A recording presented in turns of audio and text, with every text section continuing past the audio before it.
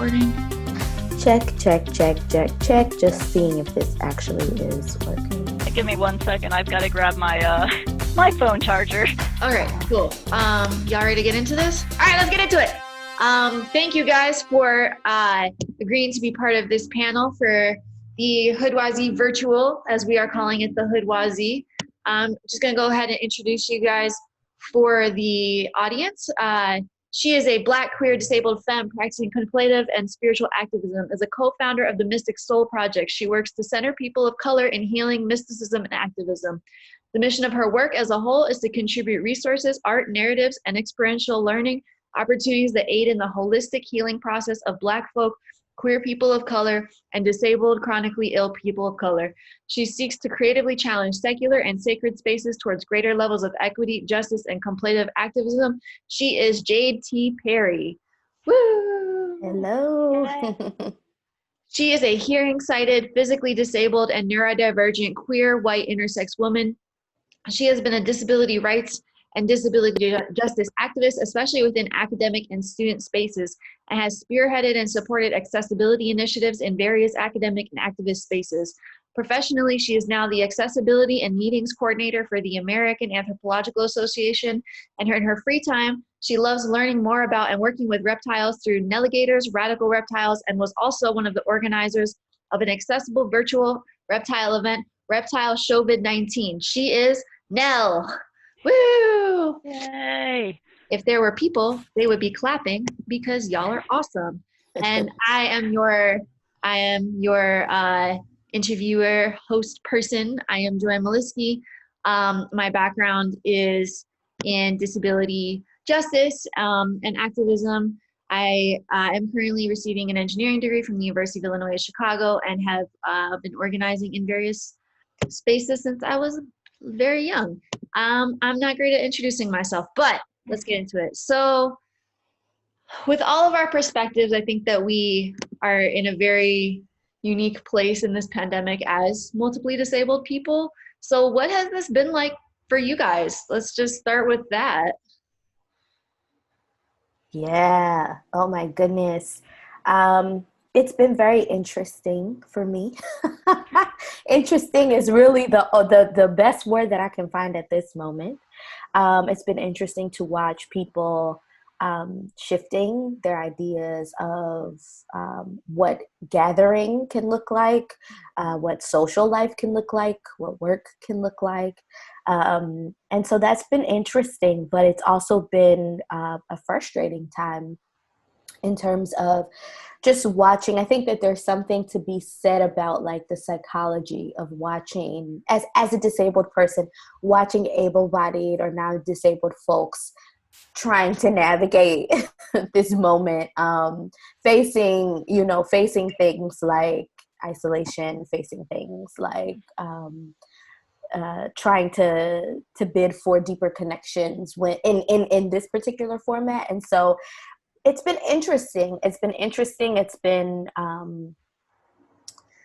a mixed bag. It's been a mixed bag, but I've also been blown away by the genius, just the sheer genius in disabled communities and chronically ill communities. Because I mean, we've really got some survival skills because we have to have them in this in the capitalist framework that we live in. And so it's a mixed bag of emotions and feelings and observations. I don't know. What about you, Nell? What do you think? Yeah, I very much agree with it being a mixed bag. For me, it's kind of a two-pronged reaction.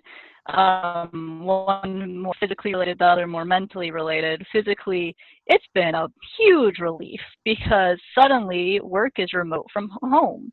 And that has been absolutely fantastic, especially because while work did give us 1 day a week to work from home, now it's every day and it's required. And my body is not required to sit in a car for 20 minutes one way. And then also just to deal with that exhaustion of having to commute, which commuting as a driver is exhausting on multiple levels. So that has been really awesome, and I'm really hoping it'll stay that way afterwards, and that I have flexibility with remote work. from my professional perspective. On the other side, the mental side, though, anxiety is super up. A lot about what you spoke to, Jade, where wow, suddenly non-disabled folk are realizing there's a lot of really cool skills in how to meet with people remotely, and they're suddenly realizing how important that is, and also just the constant reminder that oh, it's only 2 to 3%. And I'm thinking about how 2 to 3% represents a far larger number for me because of how many people I know and love who are disabled and chronically ill and immunocompromised and in communities of color who are obviously getting the blunt of COVID-19 cases. And it hurts. So that anxiety has increased. And then from another perspective, I'm pretty sure I am undiagnosed ADHD. Goodness, attention. Attention in this time and focus is really difficult. But it's with me being able to be at home with my family has improved significantly. But like the first, let's say, month or so, especially between being alone and then ending up commuting back, or not commuting, but traveling back home to spend time with my family and live with my family, being in quarantine for 2 weeks, meaning I only saw one room, it was a lot. So it's a two-pronged thing of like, yeah, great, physically, awesome, mentally, ooh, ouch. Yeah, I have that same experience with the physical part. You know, I'm just realizing now that my body is rested and I'm still engaged with, you know, society, I'm realizing how much I was giving up myself just to perform to able-bodied people's standards. And you know what's funny is I broke my arm literally 2 weeks before this all started, and it's the arm that I use my cane with, so it's my full mobility. Wow. And I was like, wow, this is going to be really terrible because I'm gonna be in the house by my damn self for 4 to 6 weeks, and everybody's gonna forget that I exist. Probably wouldn't. I have a good community around me, but you know, the average person, I would be very excluded. I was planning on being very excluded from life in general. And then COVID happened, and I have had more social contact in the last like yes. right? Yeah. Yep.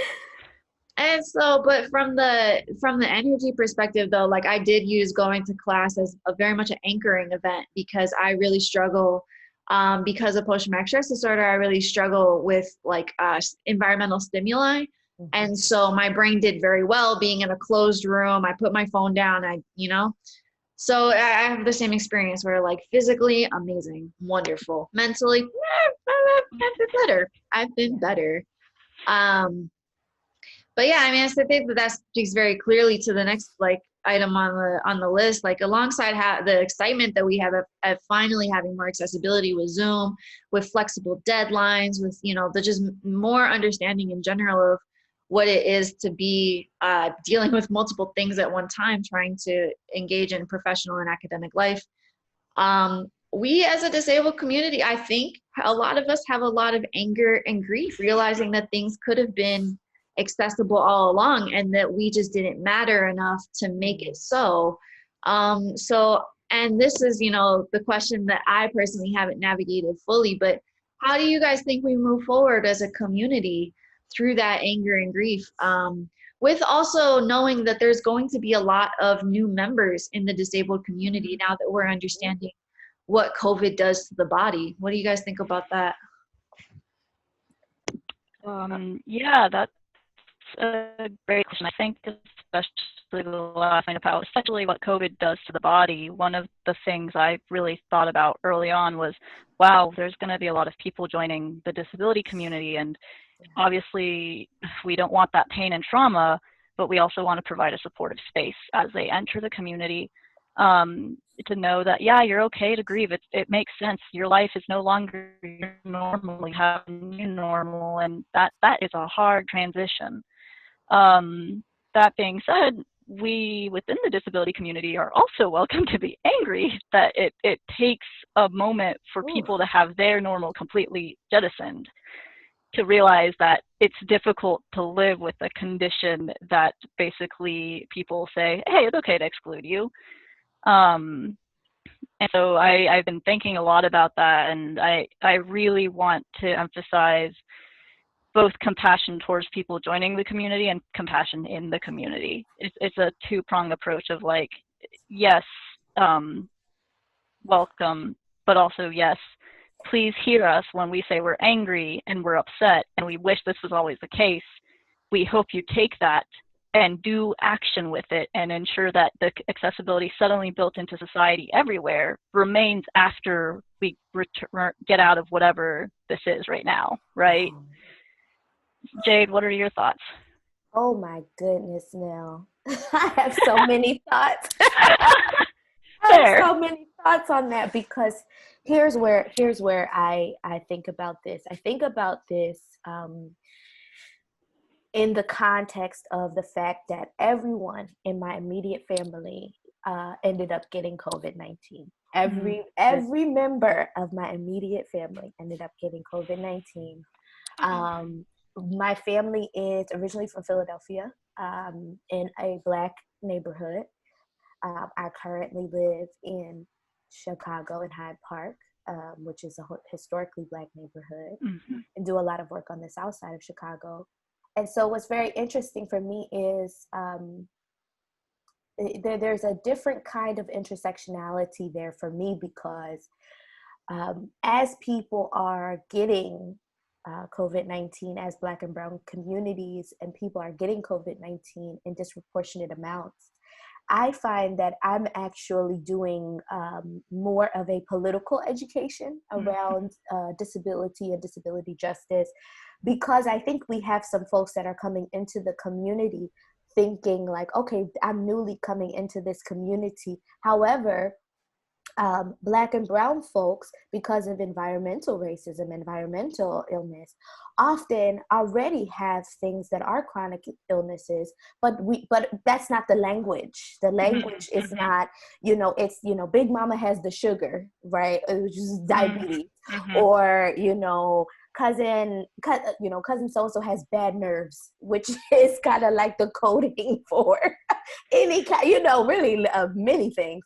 And so I think for me, what's been interesting from my lived experience as a Black, queer, disabled woman, I think that there are a lot of folks who are entering a community that they actually were already in, but understanding it in a new way. And so I think for me, what's been interesting too is, how do we work with the internalized ableism that comes up? You know what I mean? Because these are not just new people, these are not just people who are new to the community. Sometimes folks have been a part of a community, didn't even know, right, that politically they're part of the disabled community, they're part of the chronically ill community. And so now, with the onset of COVID-19, which is exacerbating some symptoms and exacerbating symptoms in Black and Brown communities into disproportionate amounts, now how do we work through the internalized ableism? How do we work through the risk of being like, yeah, I'm Black, or I'm Brown, or I'm Indigenous, and also disabled or chronically ill? So I think for me, that's been the nexus of where the question kind of hits for me.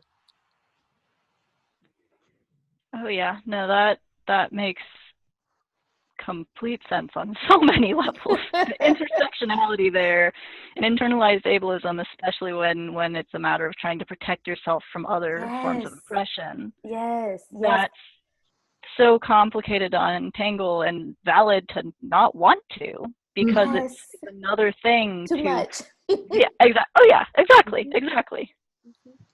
I like the way that you said that. It's just another thing, I feel like a lot of people feel that way, when we are embracing kind of the fullness of our disability and being like, oh, I'm not just physically disabled, I am neurodivergent as well, and I have all these other axes of marginalization. God damn it. Yeah, it's hard. It is. And I think just acknowledging that is important, because it's not hard because of anything that we have done. It's hard because of the society that we live in. It's hard because those things, the systems that are in place are not prioritizing Right. our bodies. And so I think it's double-edged because sometimes you don't want to be like, oh God, it's another thing. But then I think politically, what would it be like if Black and brown communities were like, we see the environmental racism that is also causing illnesses and that is causing these different things, and we politically can say, okay, we're disabled or we're chronically ill, and then that means that we can organize at this intersection as well, and so I think that it's trying to give folks, and myself even, I'm saying folks, but I'm including myself in this, to just dream bigger, right? Yes, these are the things, but dream, what if there was a world that was possible after COVID-19, that centered our bodies. Our bodies, our access needs, our realities, our experiences being valid, and not shaming us for having to learn all that too. Yes. Yeah. No, I really like that, the framing of like, we have to name it to organize around it, Speaking of disability getting a little muddled and sticky, social model disability argues that there are no disabled people, only disabling situations, as in a person in a wheelchair encounters a disabling situation on entering a building with stairs but no elevator, even though they are not in a disabling situation if they are asked to teach a class or write an essay. The pandemic has caused many people for the first time in their lives to be in disabling situations. How do we center the leadership of disabled people in this moment without appropriating? Yeah. Jade, would you like to answer that first, or? I feel like that's you now. I can feel in my gut, and I can feel in my intuition and my knower that this question, I think you're gonna have something sharp for us. It's hard, I know. Yeah, it's hard, but it's also kind of straightforward. Yeah. Let disabled people lead. Have disabled people be the leaders in these moments, right? I think a really great example of that actually was at the American Anthropological Association. I reached out to other leaders in the association and said, hey, COVID is disproportionately impacting disabled and immunocompromised people. We need to name that whenever we say we're shutting down our office. And we did.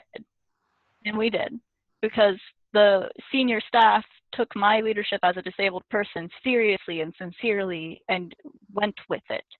And that's not appropriating. That is looking at a disabled person and saying, okay, we will follow your lead. And I think that's really what it comes down to. It's if people have the opportunity to occupy the spaces and create an example to lead and model, let them do that.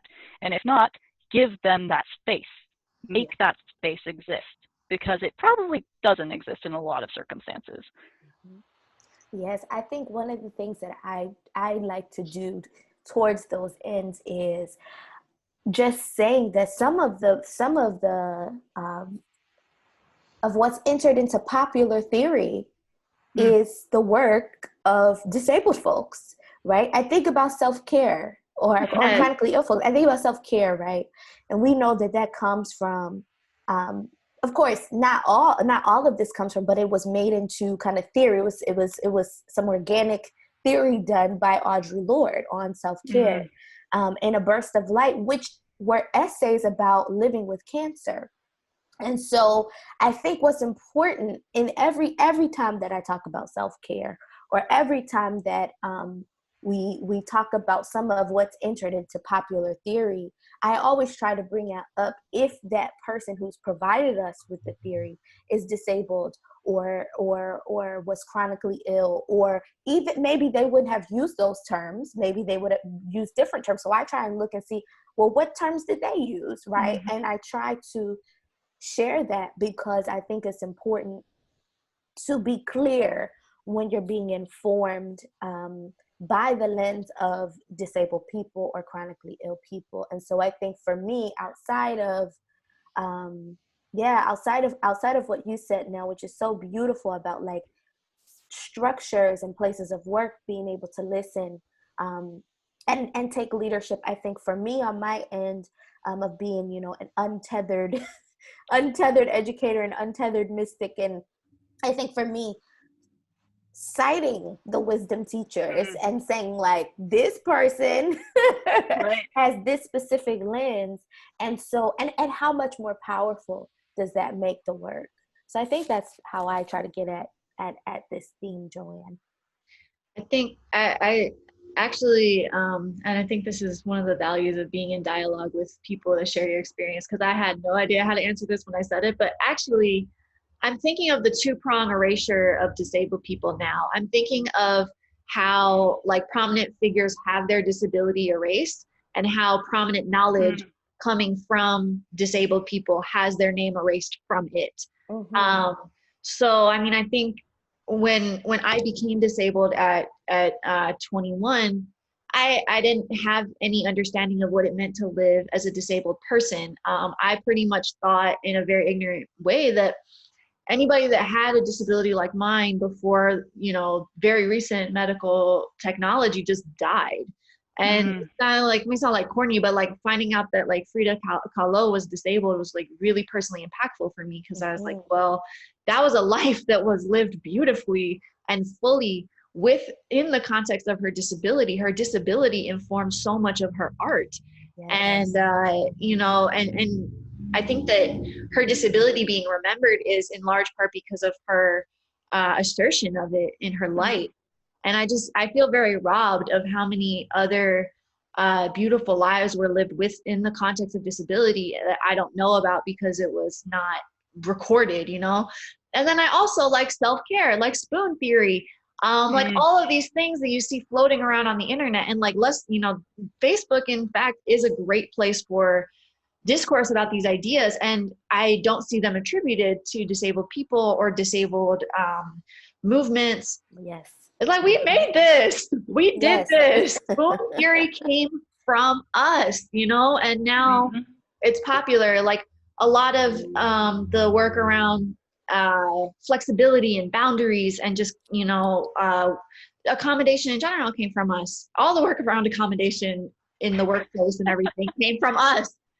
And I think it's so frustrating to watch people act like it just popped out of this void. Like people one day were like, maybe we should have flexible deadlines, and like we did the thing. So I think that there's a lot of erasure on that end. So next thing on the list, what can we expect for ourselves productively in a global pandemic, and why are we so committed to productivity? Because of social conditioning. Capitalism. Yep. Because of social conditioning. It's really, really interesting. I've been sharing this, and I was on the phone with my mother, and we were kind of talking about this very thing of productivity and different things. Now, I will tell you this. I love talking with my family because the organic knowledge and the lived theory is always on point, and the analysis is quite on point. When they're on point, they're on point. And the thing and when the thing that my mother said was, I think that the goal of any global pandemic is just to live through it. And I said, that is so sharp. That is so sharp, because I think that we forget about the living, and we forget about the being, and we forget about the grieving that so many people are transitioning because we're socially conditioned to be productive, because we're socially conditioned by capitalism to be productive, to make money for the dominant class. And so I think that it's important to compassionately know that, right? Because I think you notice that sometimes and you get so enraged, and that's fair, right? There's anger that I believe is absolutely righteous and fair. And I think then once we see that, we have to move into when we see ourselves doing that, when we see ourselves kind of like, oh, okay, this is the social conditioning kind of coming up, then I think we have to move into compassion for ourselves and say, in what ways am I still unlearning all this productivity language, all of this. And so I think that on an individual level, it's moving into compassion when we see ourselves, that in ourselves. But I think on the collective level, it's just actually realizing what's happening and realizing that it is okay if all you're doing is living through a global pandemic. Absolutely. And doing your best to do so. And I shared this in another interview, but doing your best to do so with your soul intact. Mm. And so that's the importance of the grieving piece as well. And so I don't know. I think we have to reframe even what does productivity mean, and why are we so attached to it as a concept, as a guiding concept. Yeah. I see this, and this just makes me think. I've been talking to a lot of parents and their relation to their children, and they're just in this ongoing state of panic. They're like, my child is falling behind. My child is not going to get good test scores. And it's just like, how cruel can we be to families and children to say, yeah, your grandma just died, but you have to get this homework packet done or else your future is something going to happen. I don't know, something big and scary, but how cruel is it? I was thinking of just the cruelty of productivity in this moment, to be in a moment where you're mourning and then receive an email like, oh, you have this deadline. Leave me alone. Yeah. It's so inhumane, and Jade, everything you said was just brilliant, because there's so many layers there of how we have to unlearn that, how we have to really both support ourselves to unlearn it and support others compassionately. And I know productivity is something that has definitely haunted me my entire life. I was born disabled. I grew up disabled. I grew up with a physical disability. And so unfortunately, I grew up with the entire, oh, thank goodness you don't have it worse, right? Worse being intellectually or developmentally disabled, which is not worse. But because a lot of times it is associated with less productivity, it is deemed less valuable to be intellectually or developmentally disabled.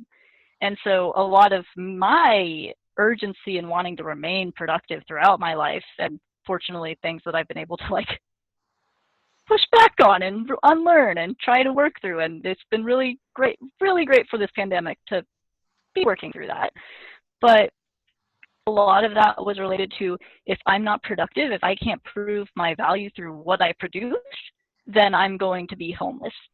Then I'm going to have nobody protecting me, supporting me, because I'm physically disabled, which means I am worthless. And that's not true. I know that. But that is absolutely the underlying haunting thought going through my mind throughout my life. And it's something I would not wish on anyone. And I really want all of us as a society to see that and be like, oh, wait, no, I'm living. Living is enough, and it is inherently good and necessary, and you don't have to do anything else. Unless you want to for yourself. Yeah. So we're coming to the conclusion of our time. So I have 2 more questions, and this question is definitely not me just kind of on the slide get your advice on how to manage my own accessibility stuff. But I'm curious, what tools have you guys found personally very useful in this time that may not be very commonly known of? I have to do all these readings for grad school, and I've found that using the standard read aloud software on my computer has been very, very nice. It's very helpful for me to deal with my anxiety by doing something with my hands and having other stimulus. So I've been just reading all my grad school papers out loud, What have you guys found has been useful in this time of low spoons? Honestly, for me has been just trying to still center joy and pleasure, even in the midst of this moment, and trying to really can just keep my soul and my body lifted, metaphorically lifted. And the way that I do that is that I will get on my exercise ball because it's really helpful for my hips. I've got some lower back stuff.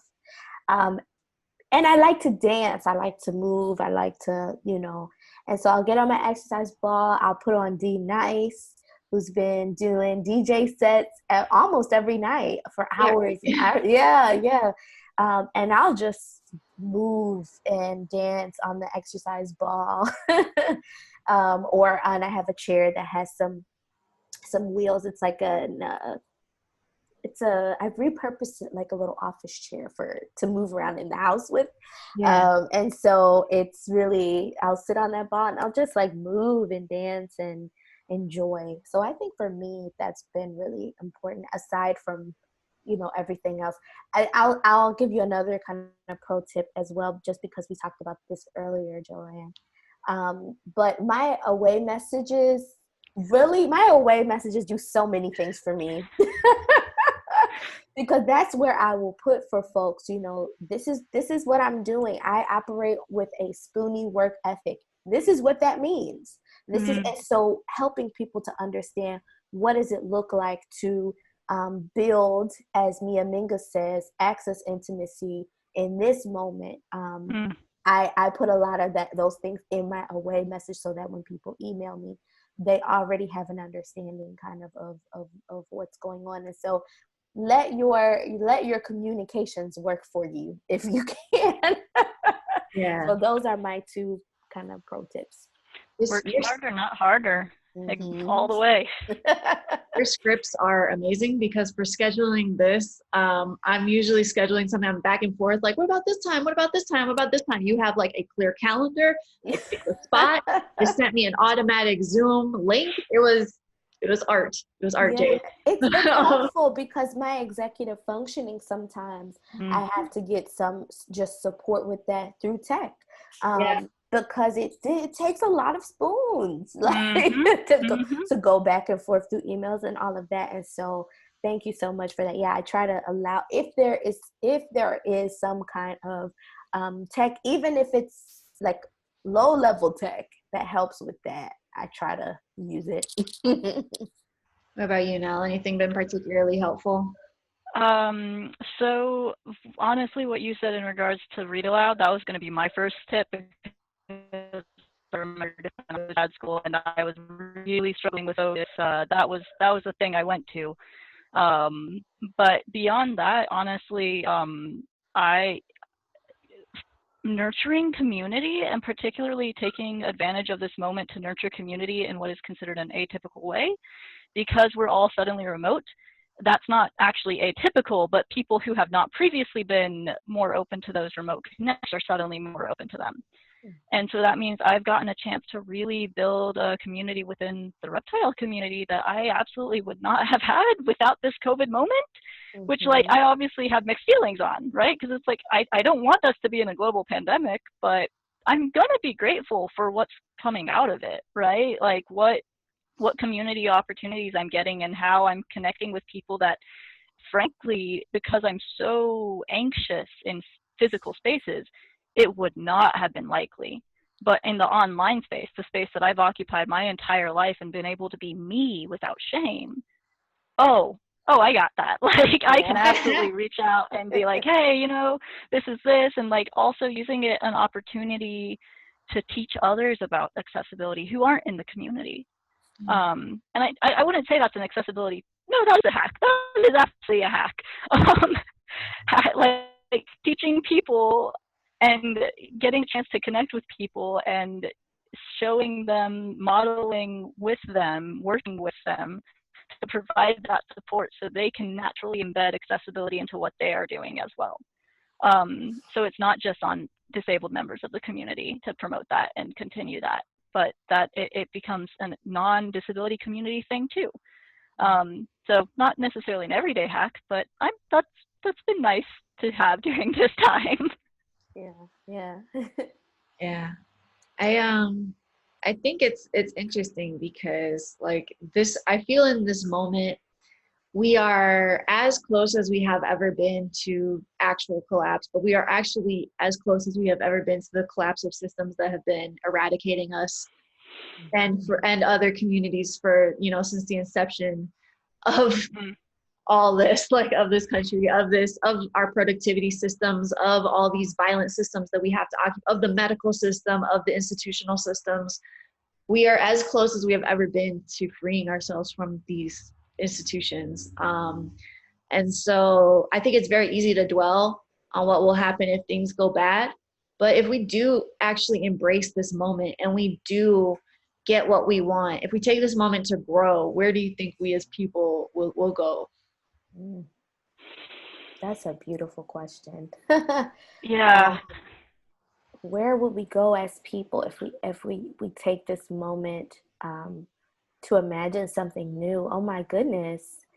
I think that legislation could be different. I think that the way that we build communities even could be different. I think that we would have a more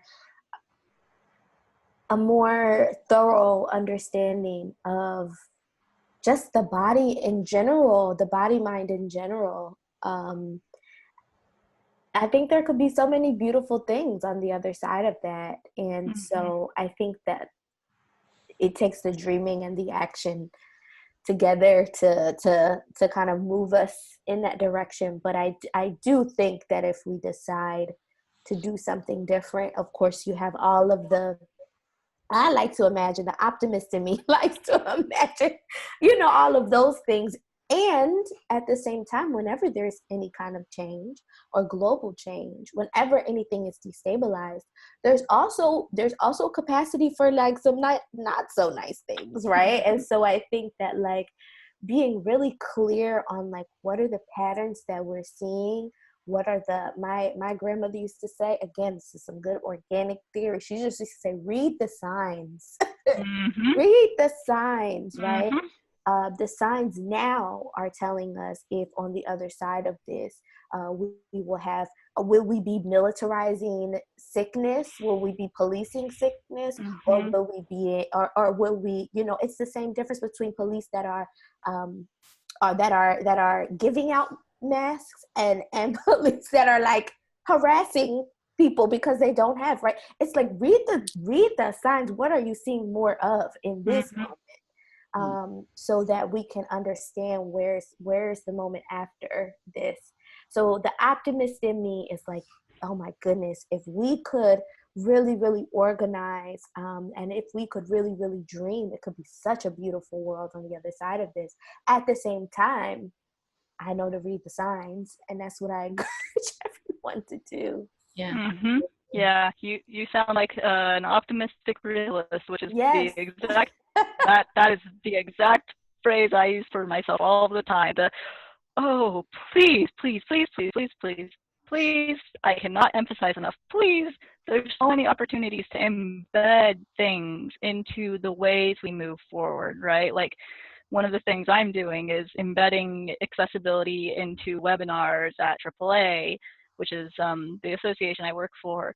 And I know once it's embedded, it's going to be a matter of why did we go back if we were to go back, right? But the realist of me is just like, oof, this sign, Jade, those signs, they are really painfully crystal clear right now.